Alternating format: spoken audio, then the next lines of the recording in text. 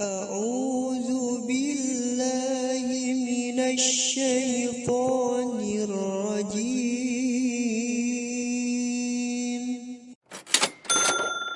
Silakan diikuti.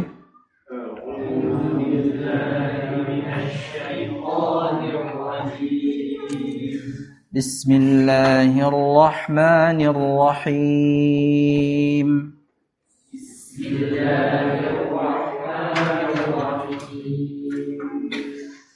Alhamdulillahi Rabbil Alamin.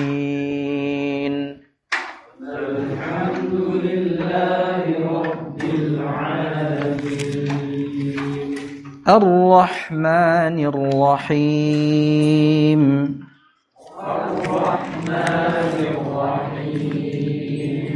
Maliki Yawmiddin.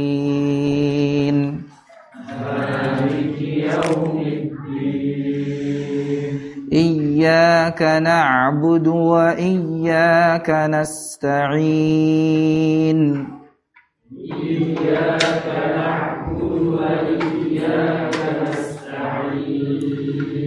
Ihdinas siratal mustaqim.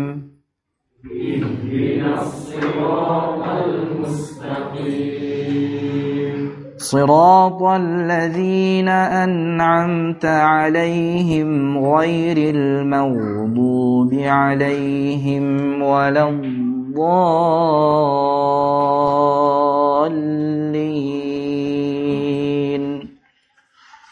صراط الذين أنعمت عليهم غير المغضوب عليهم ولا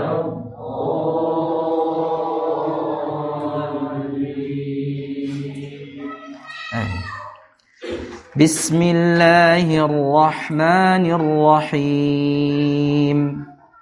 بسم الله الرحمن الرحيم. عما يتساءلون.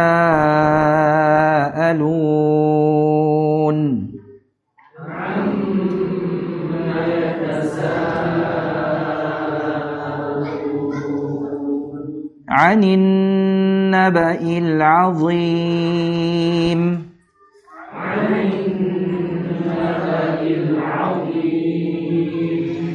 الذي هم فيه مختلفون.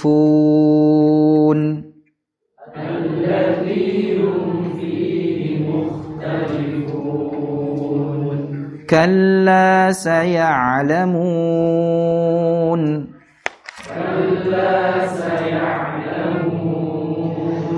ثم كلا سيعلمون.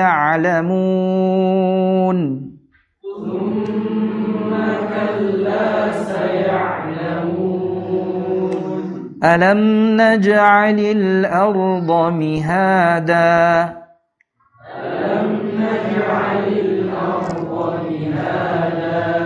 والجبال أوتادا. وخلقناكم أزواجا.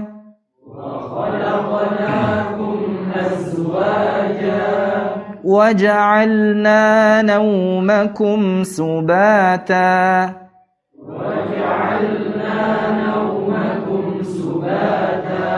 وجعلنا الليل لباسا.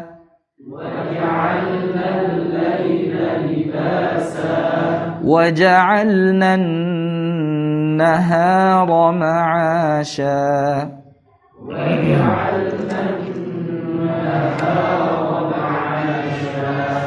وبنينا فوقكم سبعا شدادا.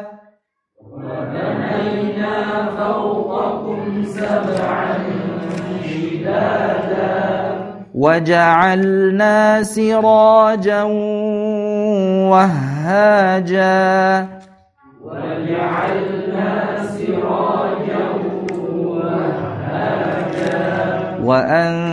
وأنزلنا من المعصرات ماء ثجاجا.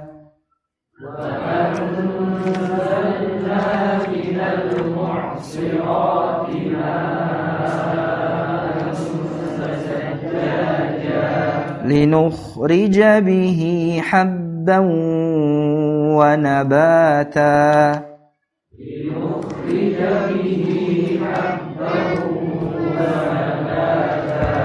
وجنات ألفافا.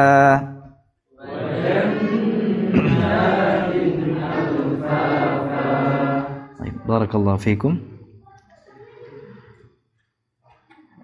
Gimana rasanya jamaah setelah sekian lama tidak bertemu di majelis ini?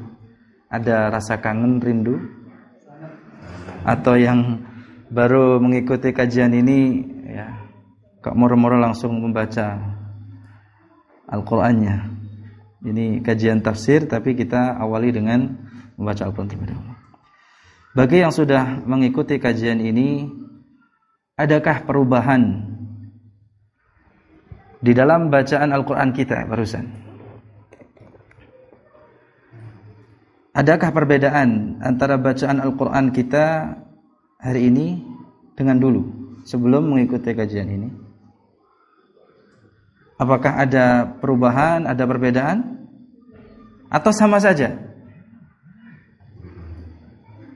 Apa perubahan yang dirasakan, Pak? Adakah perubahan atau perbedaan yang dirasakan antara bacaan kita barusan dengan bacaan kita dulu sebelum ngaji tafsir ini? Ataukah sama saja, biasa-biasa saja? Sepakat yang mana ini?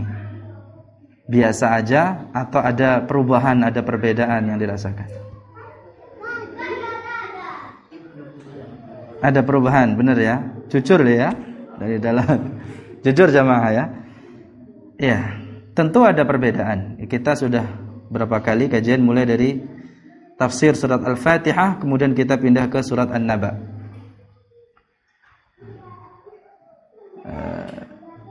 Ini dari bacaannya ya saya mengamati sudah lebih konsisten ya, maksudnya ada perbedaan dari segi kualitas bacaan jamaah, alhamdulillah ya. Kemudian penghayatan makna ini juga harus ada perbedaan tentunya antara kita dulu sebelum ngaji tafsir dengan setelah ngaji tafsir. Ada perbedaan yang seharusnya kita rasakan jemaah sekalian. Ya. Di mana dulu mungkin membaca surat An-Naba ini ada yang sudah hafal, ada yang belum ya. Itu seperti halnya membaca surat-surat yang lainnya. Ya. Yang mungkin kita tidak mengetahui maknanya.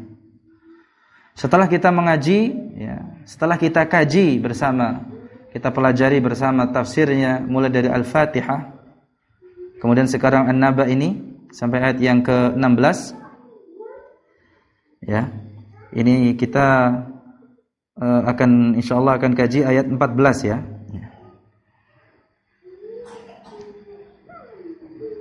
Kita merasakan ada perbedaan dari bacaan Al-Qur'an kita.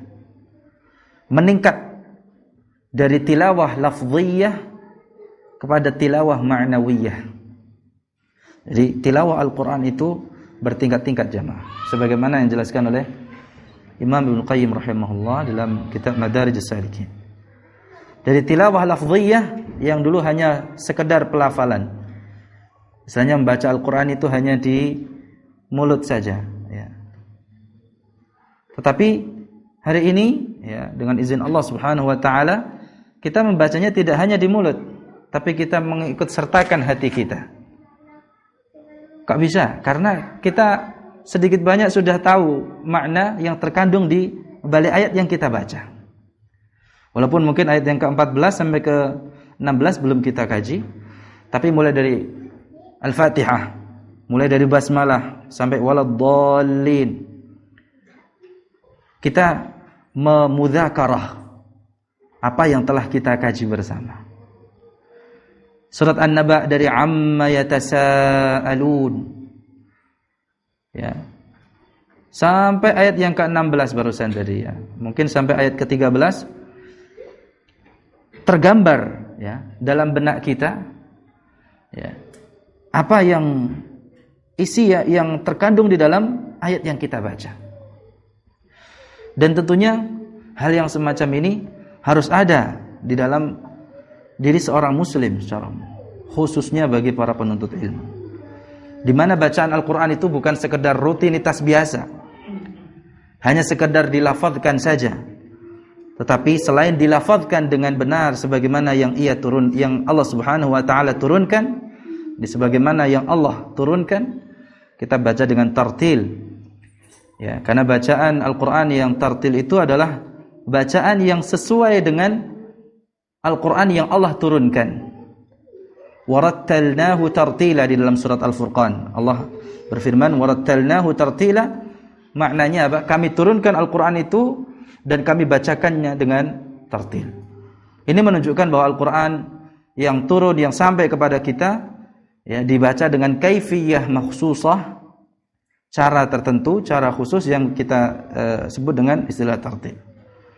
Dan di dalam sebuah hadis Rasulullah sallallahu alaihi wasallam bersabda, "Innallaha yuhibbu an yuqra'al Qur'anu kama unzil." Sesungguhnya Allah senang, cinta apabila Al-Qur'an itu dibaca sebagaimana ia diturunkan. Jadi Al-Qur'an tidak dibaca sebagaimana halnya bacaan lainnya. Termasuk membaca kitab, membaca selain baca Quran apa? Quran gitu. Kalau sekarang sudah enggak zamannya Quran mungkin ya. Itu ada perbedaan di mana pelafalannya itu mengandung nilai ibadah. Itu perbedaan bacaan Al-Qur'an, tilawah Al-Qur'an dengan bacaan yang lainnya. Kalau membaca yang lainnya tergantung niatnya ya. Tapi kalau membaca Al-Qur'an itu sudah menjadi ibadah mahdah. Ya, ibadah tersendiri, ibadah murni yaitu tilawah Al-Qur'an. Di mana setiap satu hurufnya Allah lipat gandakan kebaikan pahalanya menjadi 10. Sampai 100, 700 sampai yang Allah Subhanahu wa taala kehendaki. Nah, keutamaan di dalam baca Al-Qur'an ini akan diraih manakala yang pertama kita membacanya sesuai dengan apa yang diturunkan, kemudian yang kedua menghadirkan hati khusyuk ya, serta menghadirkan hati kita memahami apa yang kita baca.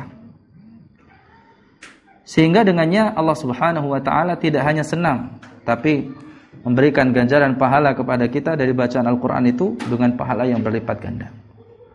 Keutamaan yang diraih oleh orang yang membaca Al-Qur'an daripada hadis-hadis Nabi sallallahu alaihi wasallam yang begitu banyak itu akan diraih kalau membaca Al-Qur'annya ikhlas karena Allah, kemudian sesuai dengan tuntunan. Ya, pertama memang harus menghadirkan keikhlasan ini. Karena bacaan Al-Qur'an ini adalah merupakan ibadah mahdhah yang tidak tidak boleh dipersembahkan, diperuntukkan kepada selain Allah. Ya. Tidak boleh ada kepentingan duniawi, ya. Ada riya, sum'ah di dalamnya. Harus murni, ikhlas karena Allah Subhanahu wa taala. Kemudian yang kedua harus sesuai dengan tuntunan. Bukan sekedar tuntutan mengkhatamkan Al-Qur'an semata, tidak. Tapi bagaimana membaca Al-Qur'an yang sesuai dengan tuntunan? Yang pertama dibaca dengan tartil, kemudian yang kedua jadi ada tingkatannya, tilawah lafziyah dulu, kemudian apa? Tilawah ma'nawiyah. Baru kemudian ya, kalau sudah bisa membaca Al-Qur'an tilawah secara tilawah lafziyah, kemudian tilawah ma'nawiyah, kemudian nanti harapannya ya, tujuan lainnya itu adalah tujuan akhirnya itu adalah mengamalkan Al-Qur'an. Pengamalan Al-Qur'an ini adalah yang menjadi tujuan akhirnya. Kalau kita menghayati Al-Qur'an, ya, meresapi ya, isi kandungan Al-Qur'an, ya, mengambil faedah dari apa yang kita baca di Al-Qur'an, itu sudah menjadi Apa sudah semestinya, karena Al-Quran diturunkan untuk itu. Tujuan utama diturunkannya Al-Quran adalah untuk ditadabburi. Seperti yang pernah kita sampaikan di awal-awal kajian dulu, surat apa itu? Shad ayat 29, kitabun anzalnahu ilaika mubarakun liyadabbaru ayatih. Ini adalah sebuah kitab yang kami turunkan kepadamu dengan penuh barakah. Ya, penuh dengan barakah, mubarak. Jadi Al-Quran itu adalah kitabullah, ya. Kitab yang penuh dengan barakah. Maka orang yang mengkajinya akan menjadi pribadi yang diberkahi. Al-Quran sebagai kitab yang penuh barakah, yang Allah turunkan dari sisinya melalui malaikat Jibril, sehingga malaikat Jibril menjadi malaikat yang paling mulia kepada sebaik-baik atau asyraful anbiya wal mursalin Nabi Muhammad sallallahu alaihi wasallam. Beliau yang kita kenal adalah Nabi sallallahu alaihi wasallam, adalah penutup para nabi, ya, nabi terbaik. Diturunkan di bulan yang penuh barakah, yaitu bulan Ramadan. Sebagaimana dalam hadis Nabi, atakum Ramadan syahrul mubarak. Diturunkan di malam Lailatul Qadar. Malam Lailatul Qadar di bulan Ramadan itu adalah malam yang penuh barakah juga, sebagaimana yang dijelaskan oleh Allah dalam surat Ad-Dukhan, inna anzalnahu fi lailatin mubarakah. Apa itu malam yang penuh barakah? Lailatul Qadar. Kemudian Al-Quran ini disampaikan kepada umat Islam, umat Nabi Muhammad sallallahu alaihi wasallam, sehingga menjadi apa? Khairu ummah, sebaik-baik apa? Umat. Kitab Al-Quran yang penuh dengan barakah ini, ya, akan dirasakan keberkahannya, akan diraih keberkahannya manakala, ya, Al-Quran itu dibaca sesuai dengan tuntunannya. Apa yang dituntunkan Rasulullah sallallahu alaihi wasallam di dalam membaca Al-Quran jamaah? Sebagaimana dalam ayat 29 dari surat Shad tadi, liyadabbaru ayatih. Ya, supaya diperhatikan, supaya dihayati, diresapi ayat-ayatnya. Waliyatadzakkara ulul albab. Dan supaya orang-orang yang memiliki akal pikiran itu mengambil pelajaran. Jadi agar diambil pelajarannya bagi orang-orang yang memiliki lub itu akal, ya. Albab yang memiliki apa? Akal, hati. Alhamdulillah, ya, segala puji bagi Allah Subhanahu wa taala yang telah menjadikan kita, ya, menjadi seorang muslim, umat Nabi Muhammad sallallahu alaihi wasallam, umat terbaik dan umat yang diberkahi. Karena disebabkan kita mempelajari Al-Quran. Semakin kita mendalami Al-Quran, maka akan semakin diberkahi oleh Allah Subhanahu wa taala. Semoga yang hadir di majelis ini adalah orang-orang yang diberkahi oleh Allah Subhanahu wa taala. Nah, di sini sebelum kita bahas, ya, wa anzalna minal mu'sirat, sabar dulu, ya. Ini kajian perdana ini jadinya, ya, setelah kita libur panjang. Apalagi sekarang kita ganti hari, ya. Biasanya Senin malam Selasa, ya. Sekarang Selasa malam Rabu. Pertama yang akan kita bahas ini adalah al-mabadi' al-'asharah, ya. Dasar-dasar ilmu tafsir. Al-mabadi' fi ilmi tafsir. Sebenarnya kalau kita mengkaji suatu ilmu, maka ada 10 dasar yang harus kita kuasai terlebih dahulu sebagai pengenalan. Sebagaimana kata Imam Ali As-Sabban. Imam As-Sabban mengatakan inna mabadi kulli fannin 'asharah. Sesungguhnya dasar-dasar setiap disiplin ilmu itu ada 10. Ya. Al-haddu wal mawdu'u thumma ats-tsamarah. Yang pertama batasan, maksudnya apa? Definisinya, ya. Kemudian temanya, ya, terapannya, kemudian buahnya, Wa fadluhu wa nisbatu wal wadi'. Kemudian keutamaannya, ya, penisbatannya, dan serta peletak dasar ilmu tersebut, atau yang menyusun ilmu tersebut, atau kalau kitab, yang menulis kitab tersebut. Walismul istimdadu hukmus syari'. Kemudian setelah itu nama ilmunya tersebut apa yang kemudian sumbernya, kemudian hukum syariatnya, dan yang terakhir yang ke-10 al-masail, pembahasan-pembahasannya. Kata Imam Ali As-Sabban, ya, menutup, ya, perkataan beliau ini dalam Gubahan Syair, wal ba'du bil ba'd iktafa. Sebagian ulama mencukupkan sebagian dari 10 ini, jadi tidak semuanya. Ya. Wa man daral jami'a haza syarafa. Barang siapa yang mengetahui seluruhnya, maka dia akan mendapatkan kemuliaan, kehormatan. Artinya setiap cabang ilmu atau setiap disiplin ilmu itu ada 10 dasar yang harus dikenali terlebih dahulu sebelum masuk ke dalamnya. Ilmu apa saja? Ilmu syar'i, ilmu aqidah, ilmu fiqih, ilmu bahasa Arab, ilmu Al-Quran, ilmu hadis. Semuanya itu ada dasar-dasarnya.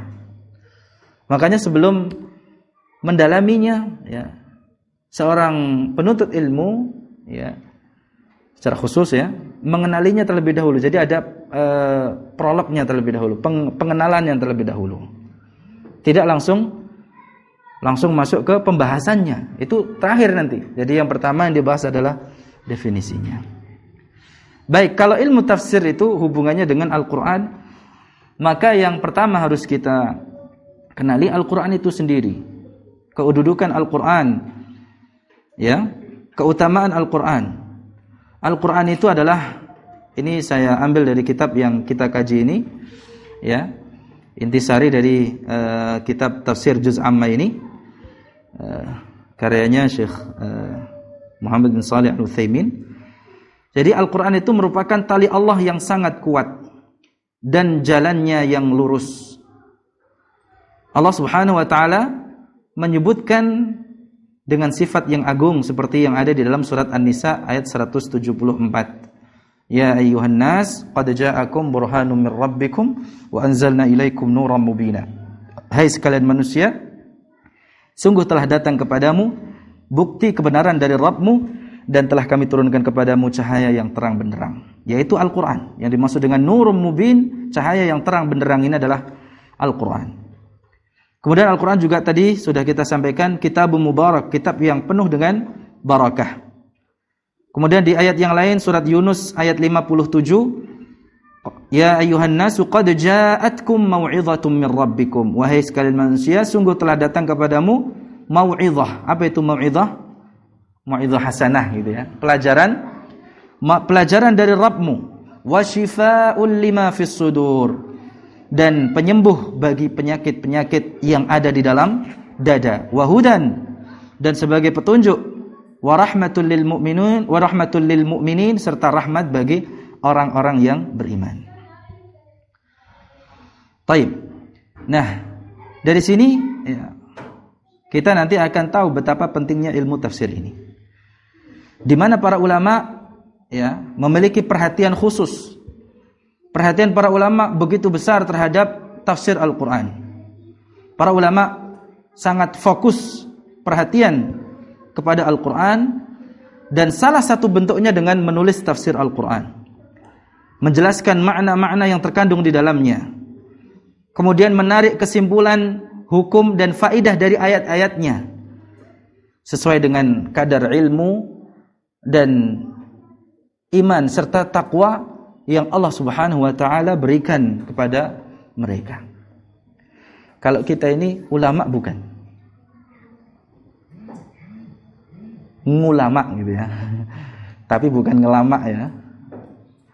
Kalau yang ulama, ya, dengan bekal ilmu dan keimanan serta takwa mereka, ya, mereka bisa penghadiran hatinya di dalam baca Al-Quran tentu berbeda. ya dengan kita yang ngulama gitu ya. Kita ini orang awam ya, orang yang pembelajar ya.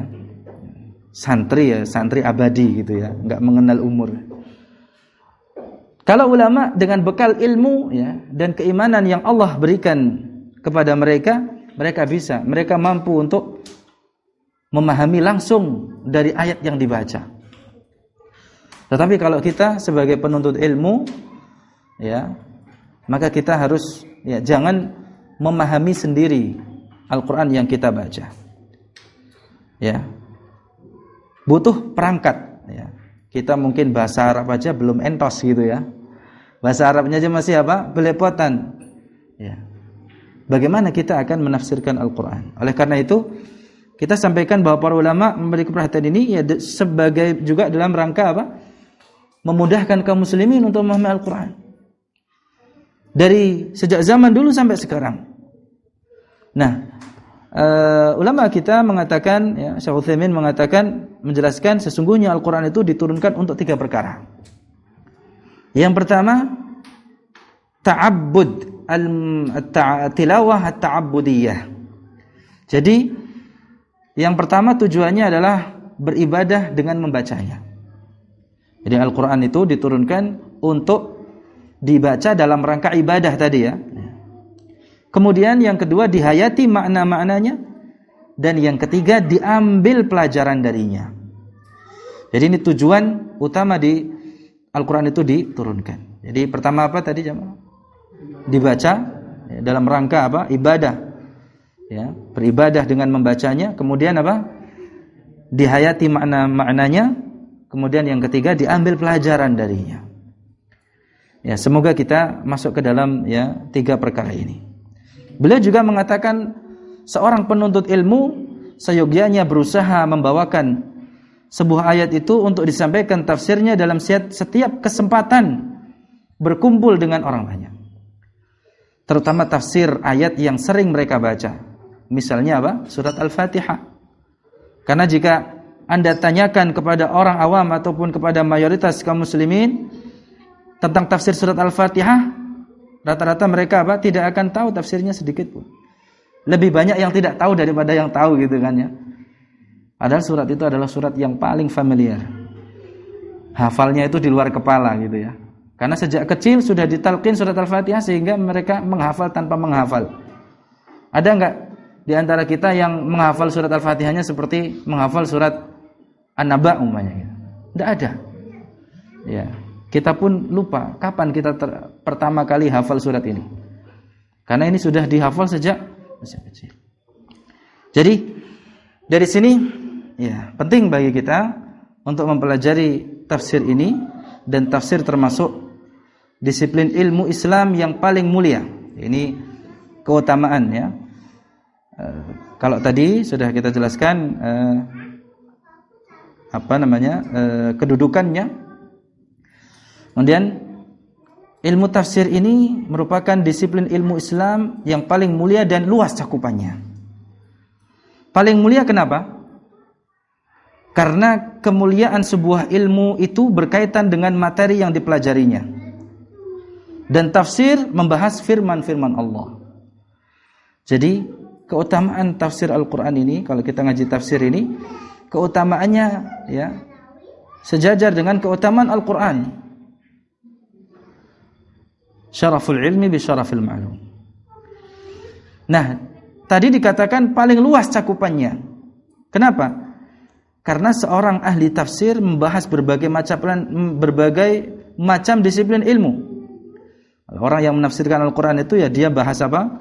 Akidahnya, yang bahas fikihnya, yang bahas akhlaknya.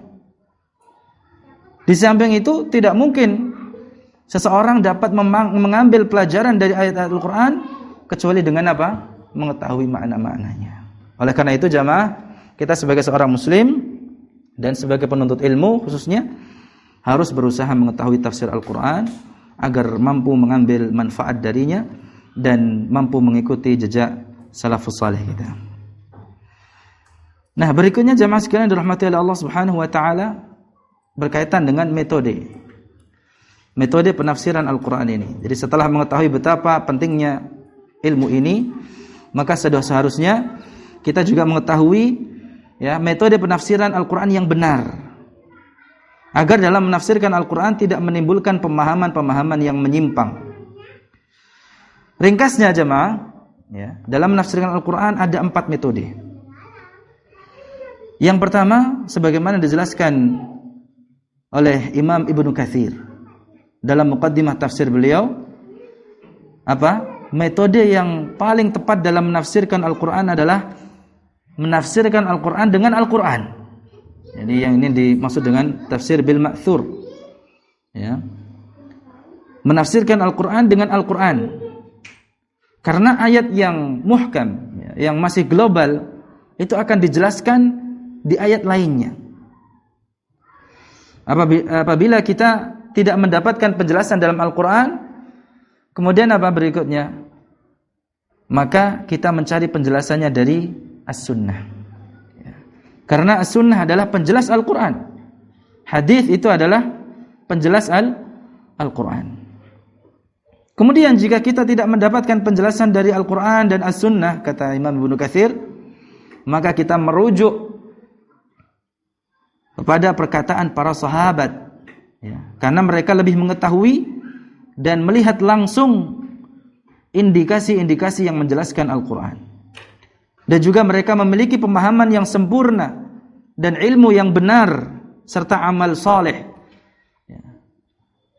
Terlebih khususnya para ulama dan para ulamanya sahabat, ya, para pembesarnya sahabat, ya, seperti 4 khalifah dan para imam yang diikuti seperti siapa? Ya, 4 khalifah itu, jadi Abu Bakar As-Siddiq, Umar bin Khattab, Utsman bin Affan dan Ali bin Abi Thalib. Ya. Dan para ulama sahabat yang lainnya, para imam, ya, yang diikuti seperti Abdullah bin Mas'ud, Abdullah bin Abbas, gitu ya. Dan yang keempat, apabila kita tidak mendapatkan penjelasan dari Al-Qur'an, ya, tentang makna suatu ayat, tidak mendapati dari sunnah, kemudian kita juga tidak mendapatkan dari perkataan para sahabat, maka mayoritas ulama itu merujuk ke perkataannya para tabi'in. Ya, demikian kita sebagai seorang muslim, ya, mempelajari tafsir ini dengan metode demikian. Jadi yang pertama, tafsir Al-Qur'an dengan Al-Qur'an, kemudian kalau tidak mendapati, kemudian dengan apa? Hadis, kemudian para sahabat, kemudian baru apa? Tabi'in. Ini yang terbaik di dalam menafsirkan Al-Qur'an. Jadi tidak ya semata-mata karena mungkin kita sudah ya lama belajar kemudian bisa menafsirkan sendiri, tidak. Ya. Demikian. Jamaah sekalian dirahmati oleh Allah Subhanahu wa taala, kalau kita mempelajari Al-Qur'an, mengajar Al-Qur'an sudah cukup, ya. Khairukum man ta'allama Al-Qur'ana wa 'allama. Dan jadi dijelaskan bahwa ta'allum Al-Qur'an, mempelajari Al-Qur'an, mengajarkan Al-Qur'an itu mencakup apa? Mempelajari dan mengajarkan huruf-hurufnya dan mempelajari dan mengajarkan makna-maknanya. Itu kalau kita sebut apa?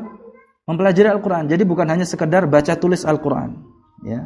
Ya, mempelajari dan mengajarkan huruf-hurufnya serta mempelajari dan mengajarkan makna-maknanya. Dan yang kedua inilah merupakan jenis mempelajari Al-Quran dengan mengajarkan yang paling mulia.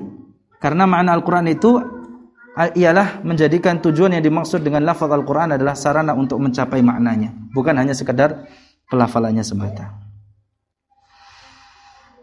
Demikian, ya, belum cukup waktunya ternyata untuk ya masuk ke ayat ini. Insyaallah pertemuan berikutnya semoga bisa istiqamah. Kita akan masuk ke ayat wa anzalna minal mu'sirati ma'an thajjaja. Demikian, mudah-mudahan bermanfaat dan ya kita termotivasi kembali untuk mengikuti kajian ini. Wassallallahu ala nabiyyina Muhammad wa ala alihi washabbihi wasallam. Wa akhiru da'wana alhamdulillahirabbil alamin. Subhanakallahumma bihamdika asyhadu an la ilaha illa anta astaghfiruka wa atubu. Wassalamualaikum warahmatullahi wabarakatuh.